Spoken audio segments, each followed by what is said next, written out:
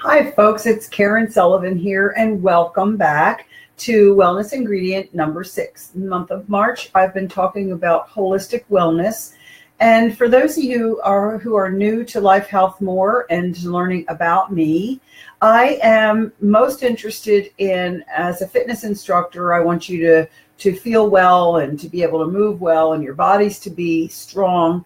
But I really see it as being more than just exercise and eating. Okay, there's more to it than that. And that's what this whole month is about. I'm talking about holistic wellness. So it's a well-rounded approach, and there are 8 ingredients to holistic wellness. Now, I want you to become the very best version of yourself possible. And in order to do that, there are several things that you need to consider in your life. And so we have talked about during this month, and if you have not seen these videos, you'll want to look for them. The first one is exercise, and then we talked about habits, unhealthy habits mostly, but also about developing new habits, nutrition, and we talked about supplementing with the Shaklee supplements. We talked about sleep and recovery, very, very important, fun and recreation, and today we're talking about work, your job, your career. Okay. Now, I know that you have a whole lot on your plate, and something that I hadn't really mentioned with all of the other ingredients when I've done, talked about them, is that your family does enter into this. When we're talking about nutrition, you want to make sure you're making healthy food for your family. And for those of you that are single, there are still considerations that you have with friends and family and parents and siblings, right? So family is family. But there's also, you want to recognize that these ingredients, there needs to be a balance too. And work, I think, really brings out the whole aspect of not being so all in. Now, I'm not saying that work is not important. Work is important, okay? Because that's the finances that, you get the money to be able to pay your bills and to be able to live and put a roof over your head and those sorts of things. But I think that we as Americans, what we do is we consider work as being the number one priority in life, and we'll work from home. I am totally guilty of that. Now, in the first place, this is my home office, and I do coaching with people long distance, one-on-one. So I work with Zoom or the telephone, and there are people that are very far away. So it doesn't have to be, I have a couple people that come to my home, and I do workshops and things here, but this is just coaching when they're too far away. I've got people in Kentucky, I've people in Delaware, there's somebody in Georgia, so it's far, okay?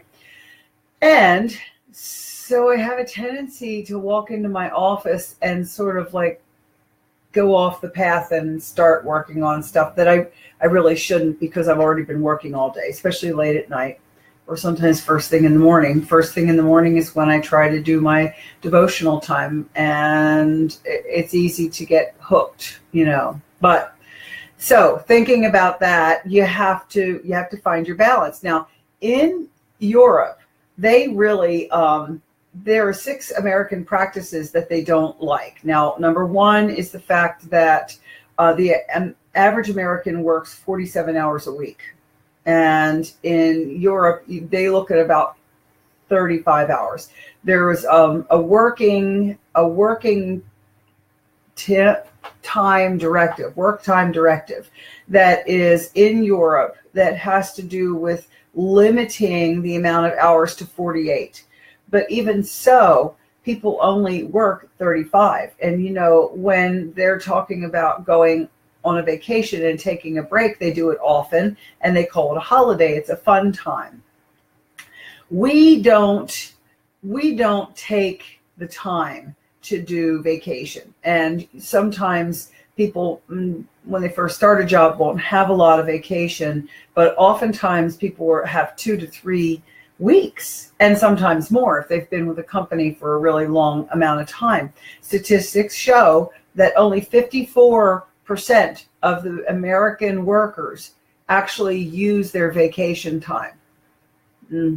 And that's kind of rough to think that here we are working and working and working. Okay. So in Finland, when there's a baby born, and I think this is also like in Sweden, I have a friend whose daughter and son-in-law are there. They've just had their second child. And I think her husband got at least 8 weeks, if not more, time off when the baby was born, and so that he could stay at home and help her and the family could bond. And that's just a really important thing. Family leave is big in Europe and not so much here. I know that there is a proviso if you have family emergencies and everything, but we're talking about just taking time to celebrate with your family. So that's something that we do, and we just, are sort of concentrated and really super duper serious about it, because it is security. Okay. So we often are putting in those numbers of hours. We are not very flexible, and sometimes we're not really efficient and productive. And that's something that I found in the materials that I researched, that in Europe they say, you know what, if you have to work 48 hours, you're not making good use of your time. And that's really totally could be the case in a lot of cases. So you have to remember too, when we go back to working too much, and even when you're home, taking your work home with you, that you want to try to remember that there has to be a balance, and you have to have this present moment awareness. You need to make sure that you are with the family when the family's there. I say that to myself all the time. One of our sons is living with us, and he and my husband will be doing something downstairs, or throwing darts or whatever, or watching something on television, or just talking. And I'll be in my office, and I'll think to myself, you know what, you'll never get this time back. Get downstairs and go ahead and enjoy them. Now, that's a balance that I am trying to take care of. And I know that many people have issues that they go, well, there's so much for me to do, even in the house. Okay, you have to do the laundry, and you have to clean the house, and you're cleaning up dishes after a meal. So for those sorts of things, I say you need to delegate and get some help from your family members, and especially kids need to grow up learning how to do certain things. I heard a mom say the other day that her son called her. He had moved out. He called to ask how to make rice, because he had never made it before. Well, you could read the box, but oftentimes you just ask mom, right? So those things, delegating those responsibilities, are really important, because you don't have to do it all, and you give them a skill set so they'll be able to go out and live on their own. One other lady I was working with, it was today Monday. It is Monday. So I was working with on the end of last week, Thursday, and she was saying that she realized that her son and daughter-in-law had just bought a home. This is in North Carolina. And they were very excited to be moving into this house. And then her mind started going through things that she never told him about. For example, make sure, because not everybody knows this, guys. All right, you might know this, but just give me a second. You got this young couple. Make sure that you know not to pour grease down the drain in the kitchen. Not everybody realizes that. They think that when they run the hot water, that's enough to get it out, but it isn't. It really isn't.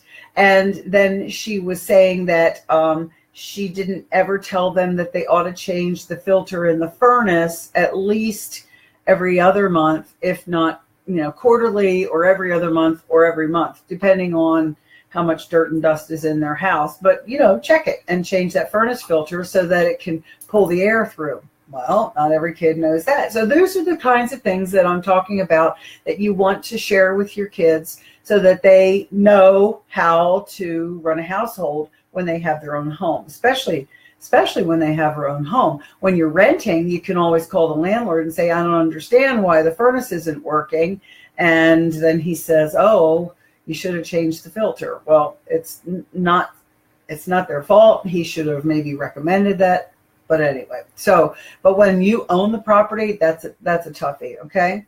All right, so we're trying not to mix work and home life too much. And so one thing that you can do is you need to draw a line in the sand, and you need to say that this is what my life is going to look like, okay?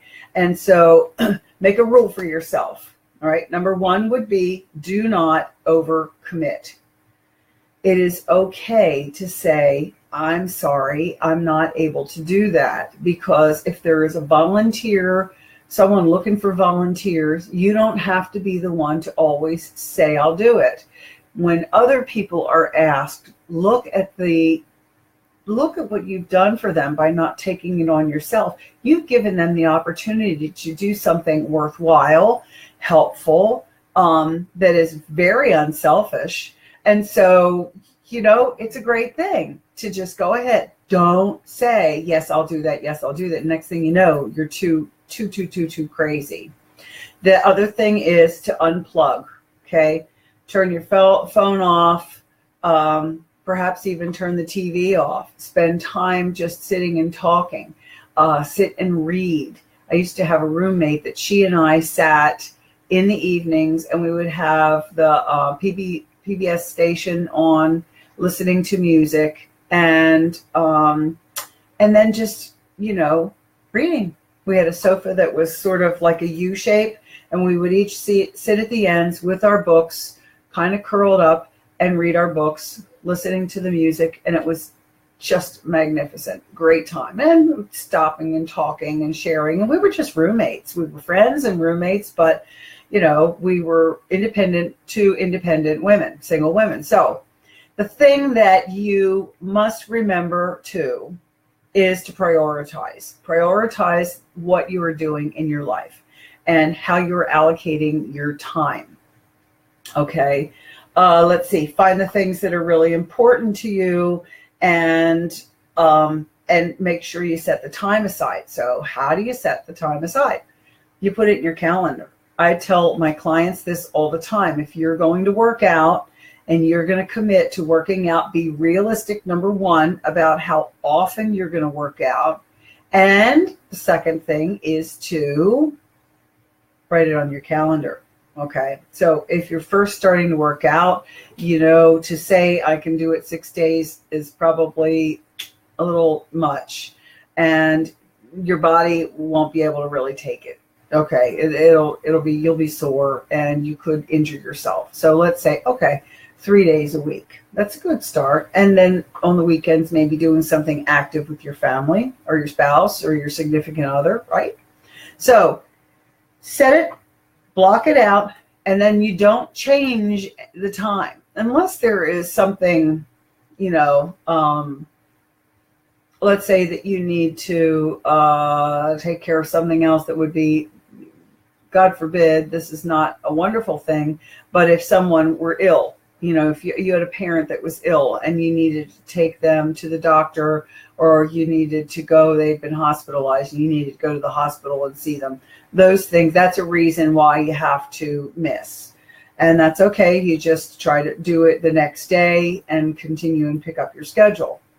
But setting those priorities, don't overcommit, unplugging, and these rules have to be real rules, okay? You're not going to just blow them off and think, doesn't matter. So thinking about your job and your career, and a lot of times you have gone to school to get a special education to do what it is you're doing. You've had management training perhaps at a place where you're working. They've invested some money in you and some time, as well as your time, to try and learn certain skills so that you can do your job. The key is asking yourself, do you really love your work? Now, you've heard the expression, do what you love and you'll never work another day in your life. And that is super important. So while I'm talking about all this stuff with work, all these hours that you're putting in, how it's so different in the States than it is in Europe, and really sort of the push that we always do with work, I want you to think about your job and think, do I really love my job? What do I love about my job?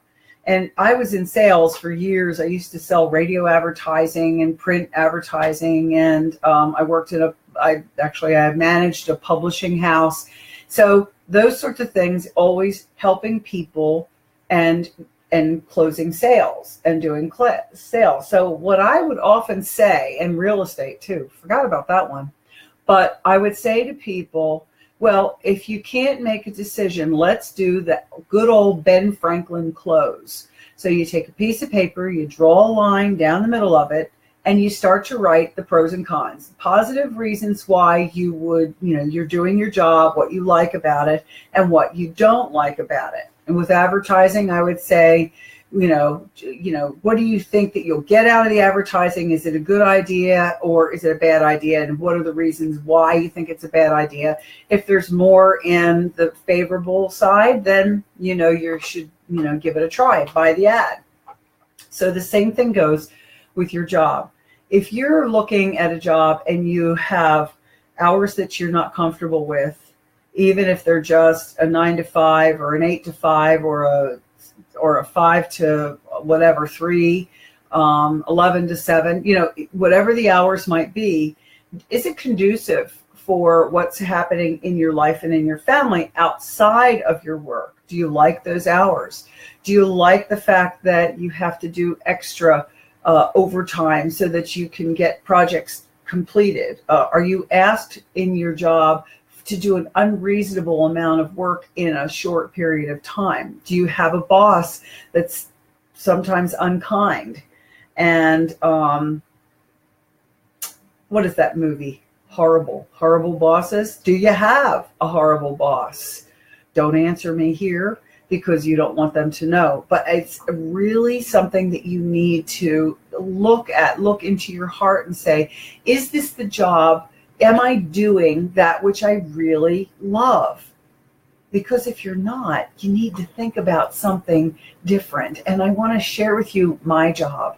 I have been working with people in personal training for more than 25 years. And the reason why I like it is because I decide when I'm going to work. I was always around for my children. And even before this, I was doing, when I lived in Williamsburg, I worked and taught preschool in the morning. And then while my children were in school, they were elementary grade, and they would go to school in the morning. I would go into the preschool and teach. I'd get out at noon, and then I would go to the gym and I'd do training, whatever training I had. I'd be able to go home, get my kids from school or get them off the bus.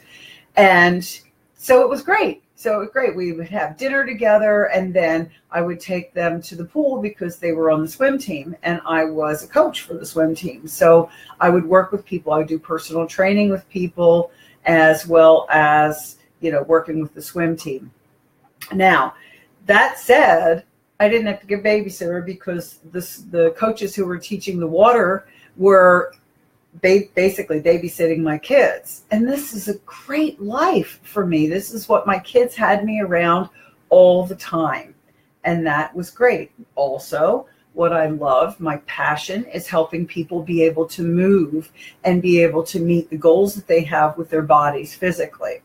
Then about 15 years ago, I started doing the coaching because I recognized there are 8 wellness ingredients. And in that time, I recognized that with nutrition, that the Shaklee products that I was an affiliate for were a perfect fit.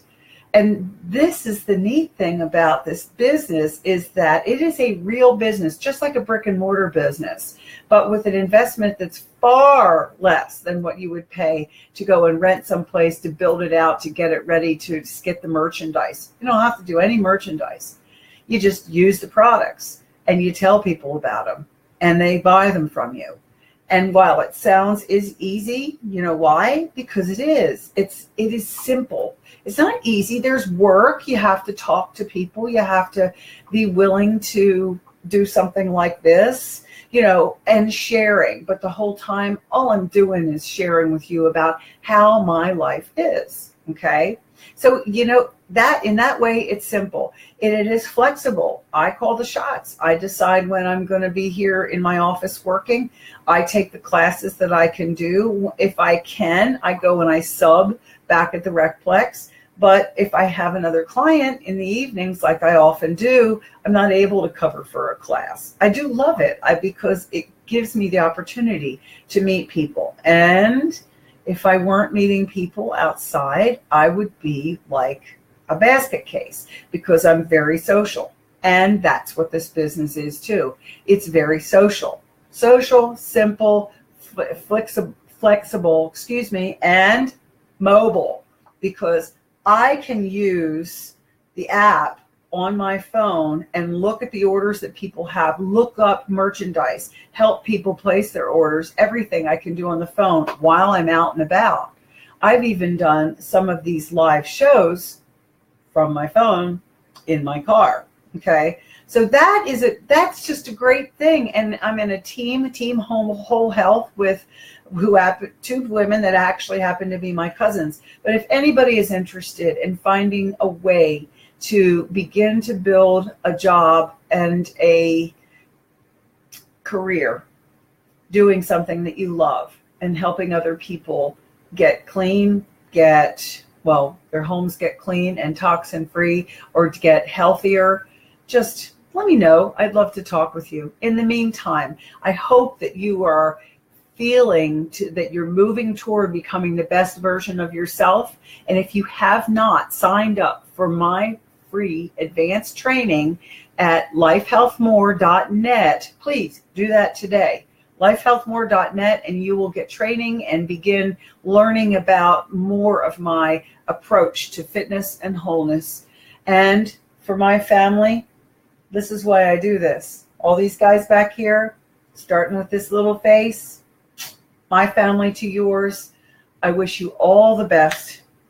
Take care, guys. Thanks for joining me.